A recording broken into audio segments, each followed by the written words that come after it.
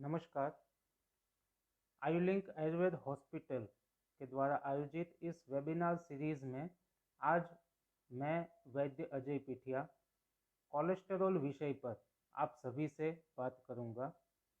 मैं यहाँ पर हमारे साथ उपस्थित हमारे आदरणीय गुरुजी वैद्य प्रेरक शाह सर एवं सभी लोगों का स्वागत करता हूँ। आज का मेरा विषय है कोलेस्टेरॉल। ज़्यादातर लोग इसे बहुत आसानी से जानते हैं, समझते हैं, पहचानते हैं, लेकिन सामान्य लोगों में एक भय रहता है कि ये कोलेस्टेरॉल बहुत बुरी बला है। आज जैसे कि सी से स्टार्ट होने वाला कोरोना नाम का एक डिजीज़ बहुत ही बड़े पैमाने पे लोगों को परेशान कर रहा है, लेकिन ये सी से स्टार्ट होने वाला कोलेस्टेरॉल इतना बुरा नहीं है, बल्कि ये कह सकते हैं कि कोलेस्टेरॉल हमारे शरीर के लिए एक बहुत ही ज़रूरी इसेंशियल पार्ट है। बिना कोलेस्टेरॉल, बिना फैट कोई भी मनुष्य का शरीर पॉसिबल ही नहीं है। हमारे शरीर में बहुत ही कम मात्रा में रहते हुए भी शरीर का बेसिक जो शरीर के मूलभूत पार्ट्स हैं उसमें से एक कोलेस्टेरॉल है। हम बात करते हैं हमारे शरीर बहुत सारे ऑर्गन से बना है। हर एक ऑर्गन को आगे आगे आगे हम छोटे छोटे भागों में बांटते जाए तो जो लास्ट पार्ट है उसे हम सेल कहते हैं। ये जो पिक्चर आप देख रहे हैं ये है एक एनिमल सेल, यानी ऐसे कई करोड़ों अरबों कोशों से, ऐसे सेल से हमारा शरीर बनता है। इस सेल की जो सेल मेम्ब्रेन, आप ब्लू कलर की लाइनिंग देख रहे होंगे, सेल मेम्ब्रेन, ये जो सेल मेम्ब्रेन है वो पूरे सेल को कवर अप करके रखती है और सेल उसका शेप देती है और उसके अंदर जितने भी द्रव्य हैं उसको संभाल के रखती है। ये पूरी सेल मेम्ब्रेन कोलेस्टेरॉल, फैट या लिपिड जो भी नाम दे, ये सभी एक ही क्लास के अलग अलग तत्व हैं। ये उनसे बनती है, यानी हमारे शरीर में जितने भी सेल हैं ये सभी की सुरक्षा कोलेस्टेरॉल यानी कि फैट से होती है। तो ये हमारे शरीर का जो बेसिक यूनिट है जिससे हमारा शरीर बना है वो कोलेस्टेरॉल की वजह से है, और कोलेस्टेरॉल इसीलिए बहुत इसेंशियल है। आयुर्वेद के जो हमारे मित्र हमारे साथ जुड़े हुए हैं, जो ऊपर का एक संस्कृत का कोटेशन है वो उन्होंने पढ़ा भी होगा, स्नेह सारो अय पुरुषः। ये पुरुष यानी ये व्यक्ति, ये पर्सन, ये स्नेह का सार है। वो स्नेह माने कोलेस्टेरॉल या फैट से बना है, और हमारा जीवन स्नेह के कारण ही पॉसिबल हुआ है। तो कोलेस्टेरॉल से डरने की बात बिल्कुल नहीं है। कोलेस्टेरॉल को समझने की बात है, और कोलेस्टेरॉल को समझना बहुत ही ज़रूरी है। हमारे यहाँ कहावत है कि अति की कोई गति नहीं होती। तो कोलेस्टेरॉल अगर अपनी लिमिट से ज़्यादा मात्रा में है तो कोलेस्टेरॉल से डरने की बात है। इसलिए उसको अपने प्रमाण में रखना ज़रूरी है, और वो शरीर में क्या काम करता है, कैसे काम करता है, और उसको उसके प्रमाण में हम कैसे रख सकते हैं, ये आज हम देखेंगे। किस चीज़ों से वो बढ़ता है, उसको कैसे हम कम कर सकते हैं, उस पे भी हम आज कुछ बातें करेंगे। तो हम शुरुआत करते हैं हमारे आज के इस लेक्चर की।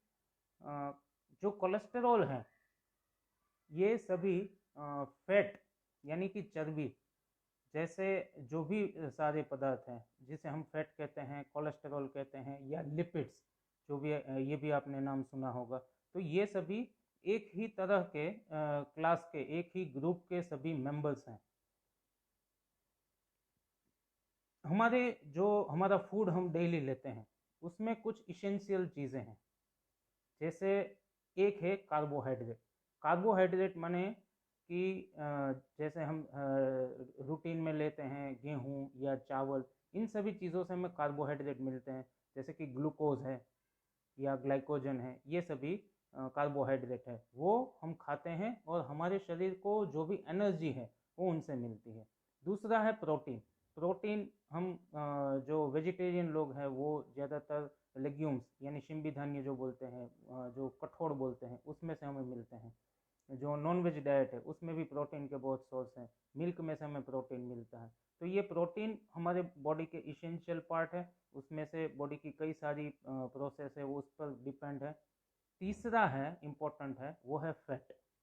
फैट जनरली हमारे फूड में घी या तेल से आता है, जो वेजिटेरियन डाइट है। नॉन वेजिटेरियन डाइट में भी कुछ ऐसी चीज़ें हैं, सबकुटेनियस फैट जो लेते हैं, उन सभी चीज़ों से भी उनको फैट मिलता है। फैट का जो मेन काम है वो बॉडी में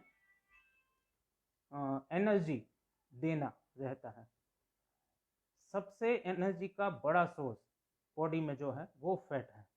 फैट की वजह से लोगों को शरीर को अच्छी एनर्जी मिलती है, वो भी कम क्वांटिटी में। 1 ग्राम फैट से बॉडी को 9 किलो कैलोरी जितनी एनर्जी मिलती है। तो ये फैट का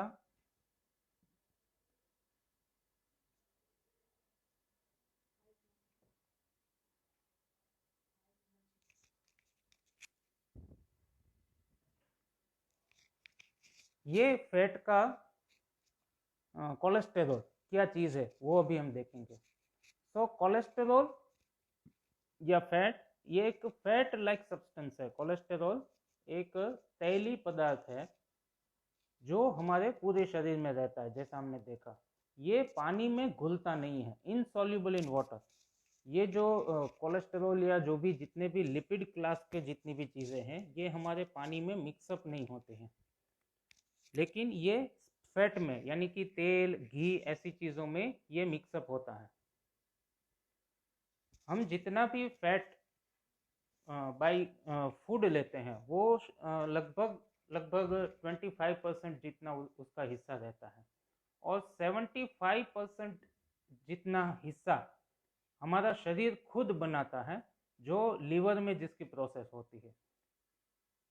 हमारे शरीर में, जैसे हमने बात की कि ये कोई भी बुरा द्रव्य नहीं है, हमारे शरीर के विकास के लिए ये ज़रूरी है। शरीर को जो एनर्जी की ज़रूरत होती है अलग अलग प्रक्रियाओं के लिए, वो एनर्जी का सोर्स भी ये कोलेस्टेरॉल है। शरीर में बहुत सारे ऐसे हार्मोन्स हैं जो हमारी बॉडी को रेगुलेट करते हैं, बॉडी के कई सारी प्रोसेस उस पर डिपेंड है। तो ये हार्मोन का सिंथेसिस, हार्मोन की जो बनाने की प्रक्रिया है, उसमें भी एक ज़रूरी तत्व है। विटामिन डी आपने सुना होगा, जो कि हमारी हड्डियों के लिए खासकर ज़्यादा ज़रूरी है। तो विटामिन डी बनाने की जो प्रोसेस है उसमें भी फैट है वो एक बहुत ज़रूरी है। हमारे शरीर में जो भी हम कोई खाना, जो भी हम आहार द्रव्य लेते हैं, उसके पाचन के लिए भी शरीर में जो तत्व उसमें मिलते हैं और उसके बाद उसका डाइजेशन होता है, ये डाइजेशन की प्रोसेस में एक बाइल यानी पित्त नाम का एक तत्व लीवर से बनता है। तो ये जो बाइल बनने की प्रक्रिया है, वो बाइल बनाने के लिए भी फैट चाहिए, कोलेस्टेरॉल चाहिए। तो ये सारी प्रक्रिया कोलेस्टेरॉल पर डिपेंड है। कोलेस्टेरॉल इसके लिए बहुत ही ज़रूरी है। हम अक्सर देखते हैं, सुनते हैं कई सारी अलग अलग चीज़ों के बारे में कोलेस्टेरॉल या फैट से रिलेटेड। तो ये अलग अलग तरह के फैट या कोलेस्टेरॉल के वर्ग के ही द्रव्य हैं, जैसे कि triglyceride and cholesterol and it's Easter.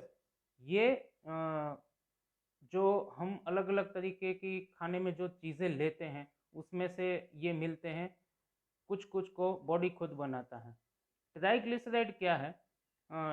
जो भी लोग, हमने शायद अपने रिपोर्ट्स देखे होंगे, किसी ने अपना लिपिड प्रोफाइल का रिपोर्ट देखा होगा, तो उसमें ट्राइग्लिसराइड का काउंट रहता है। ट्राइग्लिसराइड फैट का वो स्वरूप है जो हमारे शरीर में स्टोर रहता है, यानी कि जब शरीर में फैट अपनी ज़रूरत के हिसाब से अगर थोड़ा ज़्यादा है, तो शरीर उसको ट्राइग्लिसराइड के फॉर्म में स्टोर करता है। जो स्टोरेज का जो फैट का जो फॉर्म है, जो स्वरूप है, उसको हम ट्राइग्लिसराइड कहते हैं। कोलेस्टेरॉल जो है वो शरीर की अलग अलग प्रोसेस के लिए या जैसे हमने बताया कि सेल वॉल बनाने के लिए, तो जहाँ पर भी कोलेस्टेरॉल की ज़रूरत है वहाँ पर वो कोलेस्टेरॉल जाता है और कोलेस्टेरॉल का काम कंप्लीट होता है। ज़्यादा जो भी बचता है वो ट्राइग्लिसराइड में कन्वर्ट होके शरीर के अलग अलग हिस्सों में वो स्टोरेज होता है। फिर जब शरीर को एनर्जी की ज़रूरत होती है तो वो वहाँ से फिर से वो आकर एनर्जी प्रोड्यूस करता है और शरीर को वो काम करने के लिए ताकत मिलती है। ट्राइग्लिसराइड जहाँ पर स्टोर होता है उसे एडिपोज टिश्यू बोलते हैं। एडिपोज टिश्यूज में ये सभी स्टोरेज होते रहते हैं। आगे हमने देखा था कि कार्बोहाइड्रेट जो हम हमारे फूड में लेते हैं, कार्बोहाइड्रेट अगर ज़रूरत से ज़्यादा है, जैसे कि जो हमने गेहूँ खाए, रोटी खाई, चावल खाया, ये सभी कार्बोहाइड्रेट के हमारे सोर्सेज हैं। हमारे शरीर की डेली एक्टिविटीज़ के लिए हमें कुछ ना कुछ तो एनर्जी चाहिए, ताकत चाहिए, ये हमें कार्बोहाइड्रेट से मिलती है। अगर हमारी एक्टिविटी से ज़्यादा अगर ये कार्बोहाइड्रेट्स आए हैं शरीर में, तो फिर ये ग्लाइकोजन नाम का एक तत्व बनता है और ग्लाइकोजन के नाम से वो फिर शरीर में स्टोर होते हैं। जब भी शरीर को ज़रूरत होती है तो ग्लाइकोजन फिर से ग्लूकोज बनकर वो शरीर में एनर्जी देता है। ग्लाइकोजन का स्टोरेज जब एक ऑप्टिमम लेवल तक आता है कि इससे ज़्यादा अभी शरीर में ग्लाइकोजन स्टोर नहीं हो सकता, तो फिर जितना भी ये एक्स्ट्रा कार्बोहाइड्रेट है वो भी ट्राइग्लिसराइड में लीवर कन्वर्ट कर देता है और फिर उसको स्टोर करता है। यानी अगर हमारा आहार हमारे काम से ज़्यादा है तो फिर ये फैट का जो डिपोजिशन है, ट्राइग्लिसराइड का डिपोजिशन है, वो बढ़ेगा। तो ये इस तरह से ट्राइग्लिसराइड और कोलेस्टेरॉल यानी कि जो हमारी शरीर की अलग अलग प्रक्रिया हैं, शरीर का जो भी कुछ जहाँ पर बंधारण या कंपोजिशन जो बॉडी का है वहाँ पर जो ज़रूरी है वो कोलेस्टेरॉल है। फॉस्फोलिपिड्स, ग्लाइकोलिपिड्स एंड लाइपोप्रोटीन्स, ये सभी कंपाउंड फैट्स इसको हम बोल सकते हैं। ये इनमें से ज़्यादातर चीज़ें शरीर खुद अपनी ज़रूरत के हिसाब से बनाता है। लाइपोप्रोटीन बहुत ही ज़रूरी है और हम आगे इसके बारे में ज़्यादा डिस्कस करेंगे। फैटी एसिड्स एंड विटामिन, ये डिराइव्ड फैट्स हैं। फैटी एसिड के बारे में हम लोगों ने बहुत सुना होगा। फैटी एसिड 3 तरह के हैं: unsaturated fatty acid, saturated fatty acid and trans fats. Unsaturated fatty acid यानी कि जिसे हम गुड फैटी एसिड्स कह सकते हैं। Unsaturated fatty acids generally plant based यानी कि जो भी वनस्पतियों से जो एक प्रकार का फैट या जिसे हम तेल कहते हैं, तेल निकलता है, उसमें अनसेचुरेटेड फैटी एसिड्स रहते हैं। ये जनरली रूम टेम्परेचर पे यानी कि सामान्य तापमान में वो लिक्विड फॉर्म में, प्रवाही स्वरूप में रहते हैं। अनसेचुरेटेड फैटी एसिड जिसमें भी होते हैं वो रूम टेम्परेचर पे लिक्विड फॉर्म में रहते हैं और ये अपना ये जो अनसेचुरेटेड फैटी एसिड जिसमें भी रहते हैं ये जनरली प्लांट बेस्ड होती है। एक एक्सेप्शन है इसमें, कोकोनट ऑयल यानी नारियल का तेल। नारियल का तेल प्लांट से मिलता है, ये प्लांट बेस्ड है, लेकिन इसमें सेचुरेटेड फैटी एसिड थोड़े ज़्यादा होने की वजह से वो रूम टेम्परेचर में भी वो जम जाता है, वो थिक हो जाता है। जिसमें सेचुरेटेड फैटी एसिड ज़्यादा है, ये अनसेचुरेटेड से सेचुरेटेड फैटी एसिड हमारे शरीर के लिए खराब है। इसमें ये जो सेचुरेटेड फैटी एसिड वाले जितने भी आहार है वो लेने से हमारा कोलेस्टेरॉल लेवल बढ़ता है। जो भी एनिमल प्रोडक्ट्स है जिसमें दूध है या दूध में से बनती हुई कोई भी चीज़ है या जो प्राणियों की वसा जिसको बोलते हैं सबक्यूटेनियस फैट है या बोन मेरो है, तो ये जितने भी आहार में इनमें से किसी भी एनिमल प्रोडक्ट का यूज करेंगे तो उससे सैचुरेटेड फैटी एसिड बॉडी को मिलेंगे। ये बॉडी के लिए बहुत अच्छे नहीं हैं। ये रूम टेम्परेचर पे भी थिक फॉर्म में रहते हैं, सॉलिड फॉर्म में रहते हैं, जम जाते हैं, इसलिए ये सैचुरेटेड फैटी एसिड बॉडी के लिए अच्छे नहीं है। तीसरा है ट्रांसफैट्स। ट्रांसफैट नेचर में से, प्रकृति में से नहीं आते हैं, बल्कि मैन मेड है, इंसानों ने बनाए हैं। क्या करते हैं कि जो भी ऐसा जो जिसमें भी स्नेह है, जो तेल या घी है, उसको हाइड्रोजनाइज करते हैं, उसमें हाइड्रोजन प्रोसेस से फैक्ट्रियों में मिक्सअप कर देते हैं। इससे क्या होता है कि जो फैट बनता है वो शेल्फ लाइफ, वो काफ़ी दिनों तक बिगड़ता नहीं है। और दूसरा, वो जिस चीज़ में जाएगा उस चीज़ का स्वाद भी वो नहीं बिगाड़ेगा। इसलिए जो मार्केट में प्रिपेयर्ड फूड मिलता है, टीन पैक में मिलता है, या हम जिसे ये जो रेगुलर में जंक फूड बोलते हैं, तो इन सभी चीज़ों को बनाने के लिए ये ट्रांस फैट वाला जो भी कुछ मटेरियल है उसका यूज़ होता है। ये शरीर के लिए बहुत ही हानिकारक है और इसीलिए ट्रांस फैट जिसमें है ये बाजार की चीज़ें ये नहीं खानी चाहिए, खासकर जिनको कोलेस्टेरॉल की प्रॉब्लम ज़्यादा है, क्योंकि बॉडी के डाइजेशन के लिए भी ये प्रॉब्लम करेगा और दूसरा हमारा कोलेस्टेरॉल लेवल भी ये बढ़ाता है। इसलिए ये जो फैटी एसिड्स है उसमें ये ध्यान रखना चाहिए, जो अनसेचुरेटेड फैटी एसिड हैं वो हमारे शरीर के लिए अच्छे हैं। अभी हम आगे देखते हैं फैट का मेटाबॉलिज्म। फैट हमारे शरीर में कैसे आगे बढ़ता है ये देखेंगे तो हमें आगे पता चलेगा कि हमारे शरीर में जितने भी आहार हम जो भी लेते हैं या फैट जिस फॉर्म में भी लेते हैं वो शरीर में कैसे आगे जाके अब डाइजेस्ट होते हैं, पचते हैं, कैसे वो बढ़ते हैं, जो नॉर्मल लेवल है उससे वो कैसे बढ़ते हैं और उसके लिए हमें क्या करना चाहिए। तो आपके सामने एक पिक्चर दिख रहा है, उसमें जैसे भी कोई भी हम आहार, कुछ भी फूड हम लेते हैं मुंह से, तो वो सबसे पहले स्टमक में जाएगा, सबसे पहले स्टमक में यानी कि जठर में जाएगा, वहाँ पर थोड़ी बहुत प्रोसेस होके आगे जाएगा स्मॉल इंटेस्टाइन, छोटी आंत, गुजराती में बोलते हैं नानू आंतरडू, उसके जो शुरुआत का हिस्सा है वहाँ पर इसमें लीवर, हमारे यकृत यानी कि काड़जू, वहाँ से बाइल यानी पित्त आएगा और पेनक्रियाज, पेनक्रियाज से पेनक्रियाटिक जूस, ये बाइल और पेनक्रियाटिक जूस दोनों स्मॉल इंटेस्टाइन में हमारे फूड से मिलेंगे और जो भी फैट हमने अपने खुराक में खाने में लिए हैं उसका डाइजेशन स्टार्ट होगा सबसे पहले, और जो भी फैट है वो उसका ब्रेकडाउन होगा, टूटेगा और उसमें से जो ट्राइग्लिसराइड है वो अपना ट्राइग्लिसराइड से मोनोग्लिसराइड, यानी ट्राइग्लिसराइड में 3 चेन है, मोनोग्लिसराइड सिंगल चेन वाले छोटे छोटे टुकड़ों में फैट है वो बट जाएगा, फैटी एसिड्स अलग हो जाएंगे, ग्लिसरॉल अलग हो जाएगा। ऐसे स्मॉल इंटेस्टाइन में ये प्रोसेस होती है। स्मॉल इंटेस्टाइन बहुत ही लंबा हमारा ऑर्गन है, धीरे धीरे धीरे धीरे उसमें फूड आगे जाएगा और जैसे ही आगे जाएगा उसमें बाइल एसिड की और पेनक्रियाटिक जूस की और उसमें प्रोसेस होकर फिर एक फॉर्म बनता है जिसे बोलते हैं मिसेल। तो ये मिसेल बनते हैं, वो फिर हमारी जो ये स्मॉल इंटेस्टाइन है उसकी जो वॉल है वहाँ से वो एब्सॉर्ब होंगे, वहाँ से वो हमारे अंदर जाएंगे और फिर उसका एक फॉर्म बनेगा, क्योंकि आगे हमने देखा कोलेस्टेरॉल है वो पानी में घुलता नहीं है, इनसॉल्यूबल इन वाटर, वो पानी में घुलता नहीं है बल्कि फैट में घुलता है, सॉल्यूबल इन फैट्स।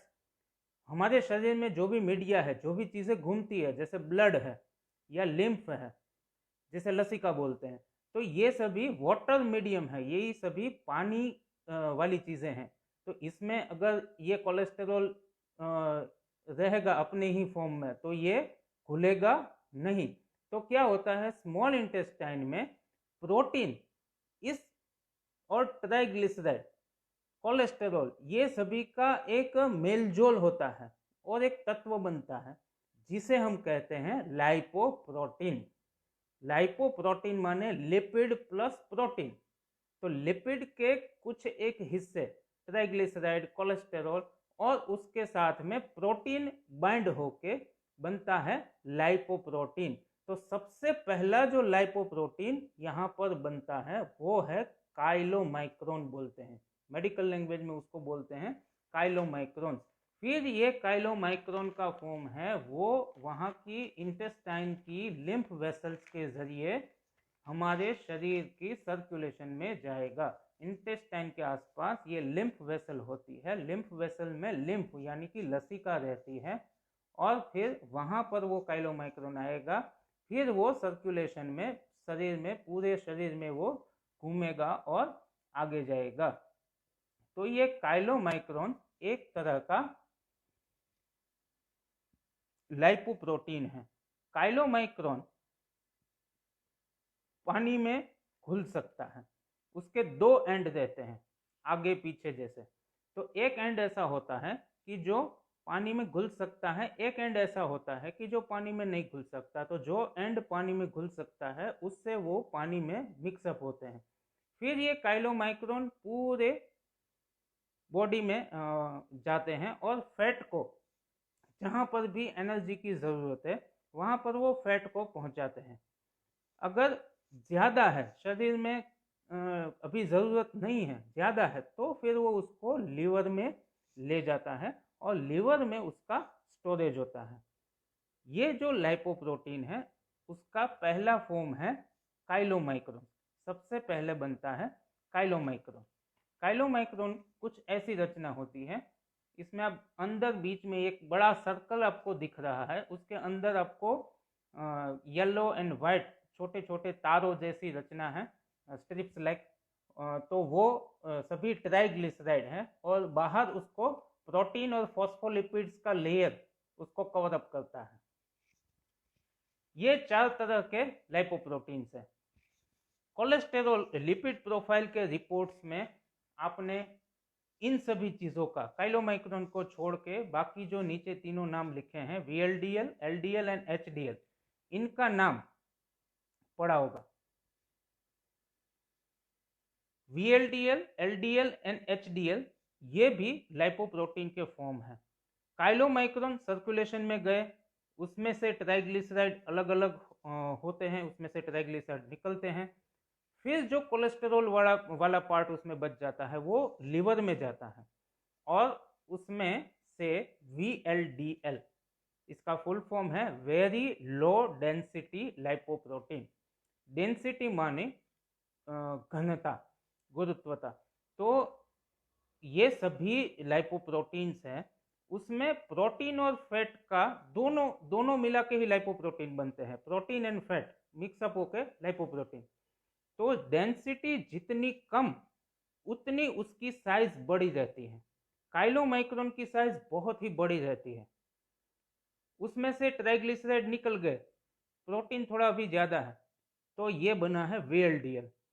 फिर आगे VLDL लीवर में बनता है, उसका भी वही काम है, वो लीवर से निकलता है, बॉडी में ट्रांसपोर्ट होता है ब्लड के जरिए, ये पूरे शरीर में जाता है, जहाँ पर भी ज़रूरत है फैट की, ट्राइग्लिसराइड की, उसको वो पूरा करता है। वहाँ पर उसमें से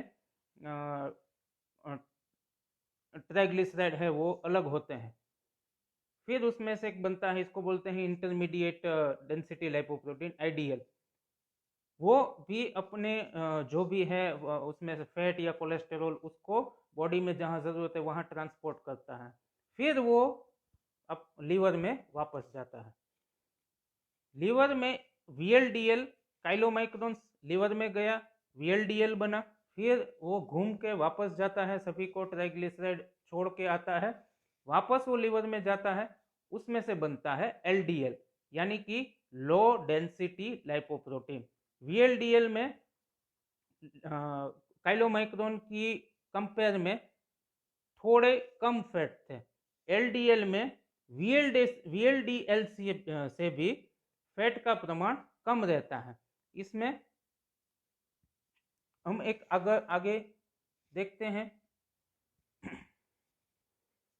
काइलोमाइक्रोन में 99% जितना फैट रहता है VLDL में 92% जितना फैट होता है, LDL में 80% जितना फैट होता है। तो ये LDL है जिसे हम बैड कोलेस्टेरॉल के नाम से जानते हैं, लो डेंसिटी लाइपोप्रोटीन। ये लिवर में से फिर से बॉडी में जाता है। इसमें जनरली कोलेस्टेरॉल, लिपिड और थोड़े बहुत, बिल्कुल थोड़े ट्राइग्लिसराइड होते हैं। जो LDL है उसमें वो हमारे शरीर में सेल में जाता है। अभी हमने शुरुआत में देखा था हर एक सेल का जो मेम्ब्रेन है वो सेल को कवर करके रखा है मेम्ब्रेन ने। मेम्ब्रेन फॉस्फोलिपिड लेयर यानी लिपिड से बना है। जैसे हमारा घर है, घर की दीवारें हैं, अगर दीवार है तो हमारा घर सुरक्षित है। हम अंदर जो अंदर के तत्व हैं, हम लोग हैं, वो हमारे घर में सुरक्षित है। अभी घर में एंट्री के लिए हमें क्या चाहिए? दरवाज़ा चाहिए। लेकिन हर एक दरवाजे की एक चाबी होती है, हर एक दरवाजे में एक लॉक है। तो सेल मेम्ब्रेन बिल्कुल वैसे ही सुरक्षा का काम करता है। सेल मेम्ब्रेन पूरा सेल को कवर करके रखता है और उसमें एंट्री के पॉइंट है। कोई भी चीज़ कहीं से भी घुस नहीं सकती। उसमें फिक्स है एंट्री, दरवाजे फिक्स हैं उसके, लेकिन उस दरवाजे की भी चाबी है, यानी उसे हमारी मेडिकल टर्म में बोलते हैं रिसेप्टर्स। तो सेल मेम्ब्रेन पर रिसेप्टर्स हैं, वहाँ पर जाकर ये LDL जो है वो चिपकता है, फिर वहाँ से अंदर जाता है, फिर कोलेस्टेरॉल है वो फ्री हो जाता है और फिर वो वापस से सिस्टम जहाँ पर ज़रूरत है वहाँ फ्री हो जाता है। जो भी बचता है वो ब्लड में है, वो HDL उसको बैक टू लिवर लेके आता है। HDL ऐसा है जिसको बोलते हैं हाई डेंसिटी लाइपोप्रोटीन, इसकी डेंसिटी ज़्यादा रहती है। तो हाई डेंसिटी लाइपोप्रोटीन है वो लिवर जो बॉडी में कहीं पर भी ज़्यादा फैट है, कोलेस्टेरॉल है, उसको वापस लिवर में लेके आता है। VLDL, IDL, LDL ये सभी शरीर लीवर से फैट कोलेस्टेरॉल को लेकर बॉडी में जाते हैं और जो HDL है वो पूरे बॉडी में से ज़्यादा जो भी कुछ है उसको लेकर लिवर में आता है। फिर लिवर में उसमें प्रोसेस होती है, जो उसमें से बाइल बनता है, या फिर लिवर उसको रिजर्व करके जहाँ पर भी रिजर्व है वहाँ पर वो उसको भेज देता है। तो ये सभी चीज़ें हैं जो हम जनरली रिपोर्ट में देखते हैं। LDL और HDL जितनी डेंसिटी कम है उतनी उसकी साइज बड़ी है। VLDL का मोलेक्यूल बड़ा है, LDL का उससे छोटा है, HDL का बहुत छोटा है, लेकिन छोटा मोलेक्यूल अच्छा है। HDL अच्छा कोलेस्टेरॉल बोलते हैं, LDL को बुरा कोलेस्टेरॉल बोलते हैं। तो उसकी नॉर्मल वैल्यूज क्या है? LDL 70 to 130, कोलेस्टेरॉल 200 से नीचे अच्छा है। VLDL 40 से नीचे होना चाहिए, ट्राइग्लिसराइड 150 से नीचे होना चाहिए, और HDL है उसका लेवल मिनिमम 40 to 60 तो रहना ही चाहिए। अगर वो उससे कम है तो फिर वो बॉडी के लिए अच्छा नहीं माना जाता, और अगर कोलेस्टेरॉल या LDL की वैल्यू ज़्यादा है तो वो भी अच्छा नहीं है। अभी ये सब बढ़ते किस वजह से? तो एक तो अगर आपकी खुराक में ही आप ज़्यादा ले रहे हैं, अगर घी तेल का ज़्यादा उपयोग कर रहे हैं, या फिर नॉनवेज जैसे रेड मीट है, एग योक है, ज़्यादा ये सभी ले रहे, तो इससे फैट बढ़ता है। दूसरा, स्मोकिंग की जिनको हैबिट है उनका HDL कम हो जाता है स्मोकिंग की वजह से। तीसरा है ओवरवेट है तो भी ये होता है। जीनेटिक का कुछ फैमिली हिस्ट्री से ही कुछ लोगों को ये मिलता है। अल्कोहल का यूज़ है तो भी ये बढ़ता है। सेडेंटरी लाइफस्टाइल है, बैठे रहते हैं, एक्सरसाइज नहीं करते, उन लोगों में भी कोलेस्टेरॉल बढ़ने की प्रॉब्लम होती है। तो ऐसी चीज़ों में क्या होता है, इसकी सबसे खराब जो असर है वो है ये हमारी जो आर्टरी है, यानी कि जो जहाँ जिससे लोई जाता है, रक्त जाता है, खून की जो नलियाँ हैं उसको ये ब्लॉक करता है। हम सभी ने सुना है कि इनकी लोई की नस है वो बंद हो गई है, ब्लॉक हो गई है। तो ये कोलेस्टेरॉल की वजह से होता है। ज़्यादा प्रमाण है तो जो आर्टरी की अंदर की वॉल है वहाँ पर जाकर ये चिपक जाता है, धीरे धीरे वहाँ बढ़ता है। और जैसे आप पिक्चर में देख रहे हैं, एक नॉर्मल है जो लेफ्ट साइड में है और राइट साइड में है, उसमें अंदर वो प्लेक जम गया है, तो धीरे धीरे से वो प्लेक बड़ा होता जाता है, तो जो खून का जो सर्कुलेशन है वो ब्लॉक होता है। इसकी वजह से जिस भी पार्ट की आर्टरी में ये होगा वहाँ पर दिक्कत होगी। जैसे हार्ट में होगा तो हार्ट अटैक, या अगर ब्रेन में होगा तो वहाँ पर भी इस्केमिक कंडीशन होती है। इसको टालने के लिए हमें क्या करना चाहिए? ज़्यादा फाइबर है ऐसी चीज़ें खानी चाहिए, सेचुरेटेड फैट है उसको छोड़ना चाहिए, ट्रांस फैट जो हमने अभी बात की उसको नहीं लेना चाहिए, अनसेचुरेटेड फैट को लेना चाहिए, रेगुलर एक्सरसाइज, स्मोकिंग, अल्कोहल को छोड़ना चाहिए, वजन कम करने की कोशिश करनी चाहिए। हमारे कुछ आयुर्वेद के मित्र हैं, तो मैं 2 मिनट में उनको थोड़ा बहुत बता दूं। मेद धातु, अगर हम लिपिड्स की बात करें तो मेद मुख्य है। मेद धातु के ये 2 भाग हैं, एक है पोष्य और एक है पोषक। जो पोष्य है वो मेदोधरा कला में स्थित रहता है, तो अगर ज़्यादा मेद होगा यहाँ पर तो उससे एडिपोज टिश्यू में ज़्यादा फैट का संचय होगा, तो ultimately it leads to obesity. और अगर पोषक भाग में ज़्यादा है तो ये लिपिड्स और ट्राइग्लिसराइड का लेवल बढ़ाएगा। दूसरा, अग्नि, अगर जठर यानी कि डाइजेशन पावर उसका वीक है, जठराग्नि मंद्य है, तो फिर साम रस और फिर साम रस रक्त मांस मेद, ये एक संप्राप्ति होगी। अगर धात्वाग्नि मंद्य होगा, मेद धात्वाग्नि मंद्य होगा, तो फिर से वही पोष्य पोषक अंश पर इफेक्ट होगा और ओबेसिटी, मेदो दोष और मेदो रोग, ये 2 शब्द है जो इससे तालमेल खाते हैं। सो आयुर्वेद पॉइंट ऑफ व्यू हम क्या कर सकते हैं? सबसे पहला है अपथ्य त्याग, यानी कि जो चीज़ें ये बढ़ाती है उसको हमें छोड़ना चाहिए। तो ऐसी कौन सी चीज़ें हैं कि जो पचने में हैवी है, जिसमें स्निग्धता ज़्यादा है, घी तेल वगैरह है, उसको हमें छोड़ना चाहिए।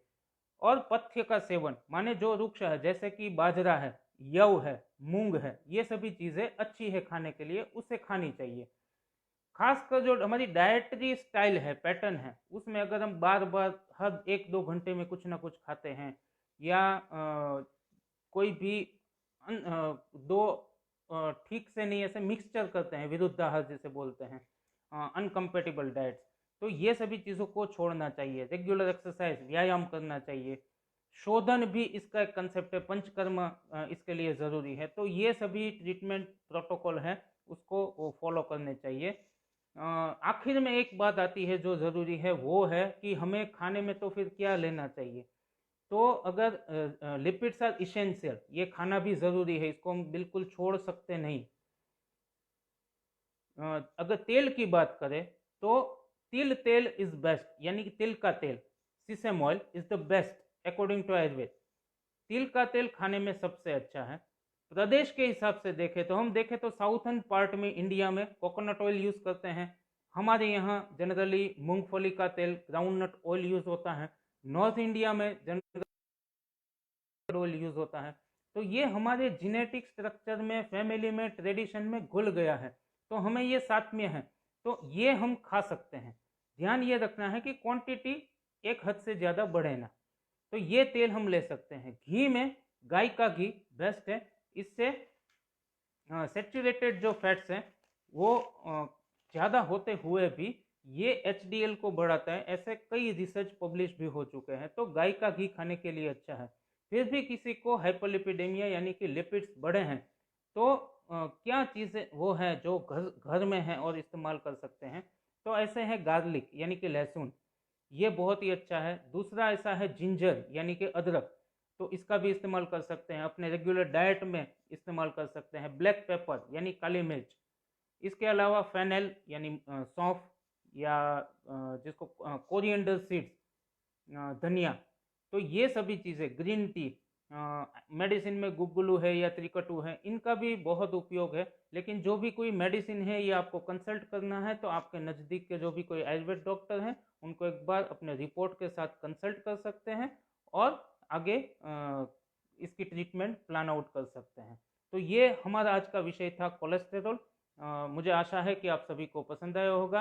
आई am thank you very much to doctor Prerak sir and all the team of IULink Ayurveda Hospital and all the listeners of this session. Thank you.